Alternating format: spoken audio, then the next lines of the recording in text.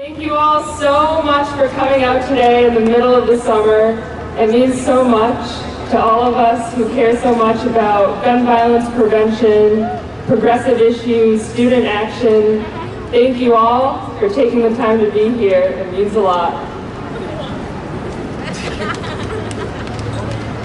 So I'm going to start this off with a little chant that you've probably heard before if you've been to other rallies. This is what democracy looks like. So when I say, show me what democracy looks like. This is what democracy looks like. Show me what democracy looks like. This is what democracy looks like. Show me what democracy looks like. This is what democracy looks like. Show me what democracy looks like. This is what democracy looks like. Woo! All right. Conservatives and NRA shrills like to say that students only protest to get out of class, but look at this crowd. We're out here in the middle of summer and we're not going anywhere. This summer, the Rhode Island Coalition Against Gun Violence is lucky enough to be partnered with Providence Student Union, Young Voices RI, One Gun Gone, and the Institute for the Study and Practice of Nonviolence in this effort to empower our youth. Intersectionality is about bringing people together to solve problems of inequality and injustice. And it's also about amplifying voices that have been ignored for too long. This summer, we've built a strong youth committee of more than 50 students over Rhode Island, and we're only getting stronger and bigger. We planned this rally as a celebration and a call to action for the youth power and student rights movement that we're building. This winter, after we witnessed yet another tragic school shooting and watched many of our politicians do nothing but offer thoughts and prayers, students walked out of school all across the nation to tell these people to wake up and to value human life over NRA money. Right here in Rhode Island, many young activists planned walkouts at their schools.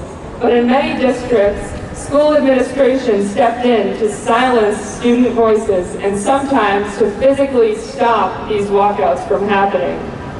We witnessed that and we said, you know what? Students need to know their rights and they need to be able to confidently present those rights to school administration when they face backlash. And aside from that, we need to empower and encourage students to take more steps. Start a political club at your school, organize voter registration, speak out against the injustice that you see. We have the right to that speech. And 2018 is not a time to be neutral. This is not a time to stand by and watch this Republican administration undermine every aspect of our democracy.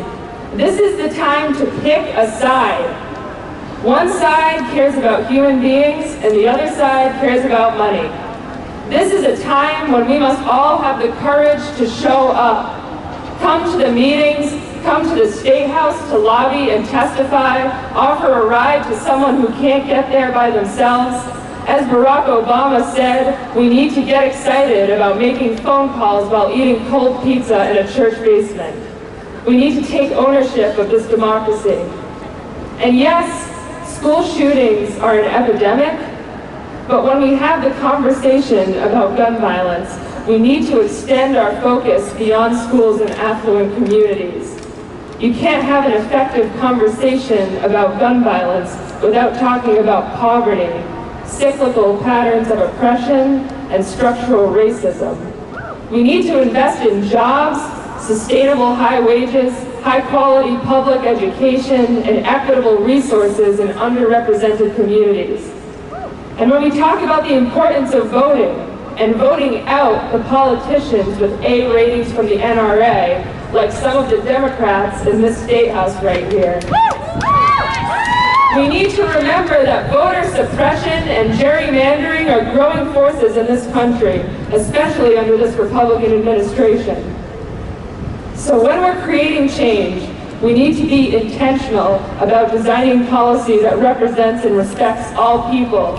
We need to commit to having conversations that are genuinely intersectional. We need to think big picture and recognize the complexity of the gun violence issue. But we also need to be willing to do the little things, just like we're doing today by showing up, because small efforts add up.